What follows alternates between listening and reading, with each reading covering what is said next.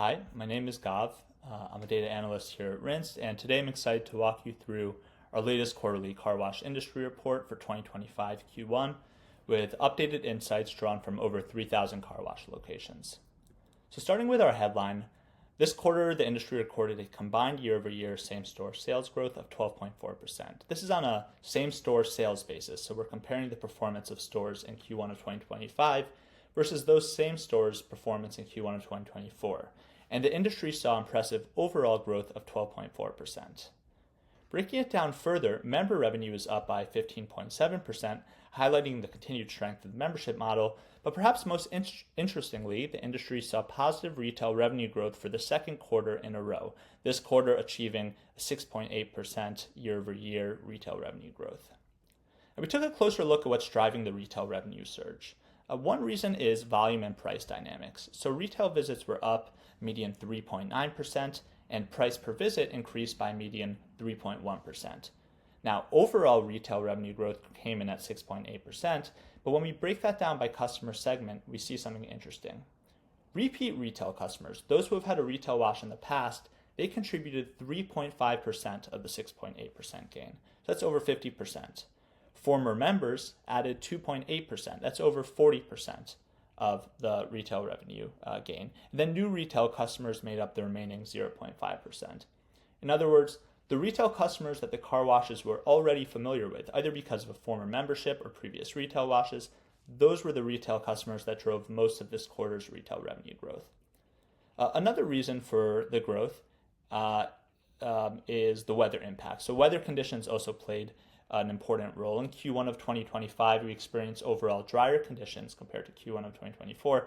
Interestingly, there were also more days with snowfall. So the increased snowfall contributed to a higher accumulation of road salt, debris on vehicles that prompted more frequent washes.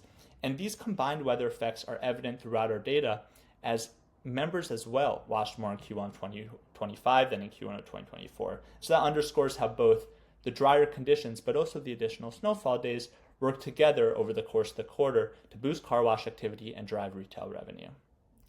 Now, even with the growth in retail revenue, we want to take a step back and assess what's truly the value of a membership versus the value associated with a retail customer. So we looked at customer lifetime value. And in our analysis, we compared revenue generated over the first 36 months.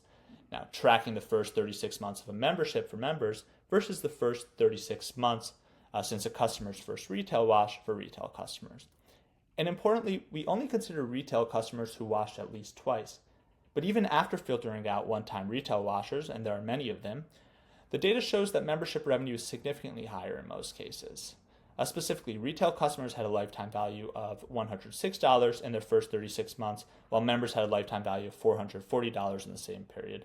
So this finding reinforces that even with that uptick in retail revenue growth, the membership model certainly remains central since members are generally generating much more revenue than even a repeat retail customer.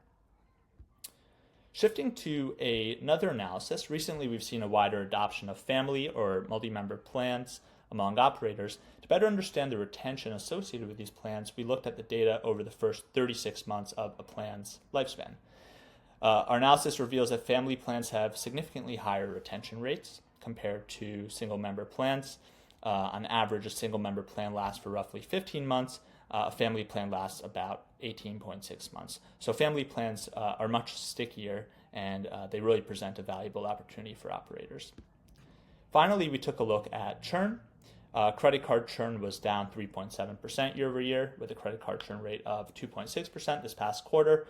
Voluntary churn was up 12.8% year over year, registering a rate of 4.4% in Q1 of 2025. And overall, the combined churn rate averaged about 7%, which is fairly consistent with recent quarters, and up 6.1% year over year.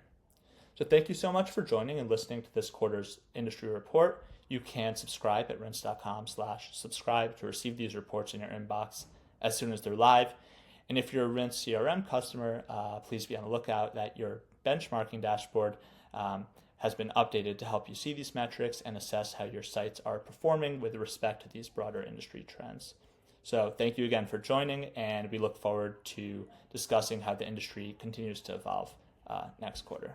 Thank you.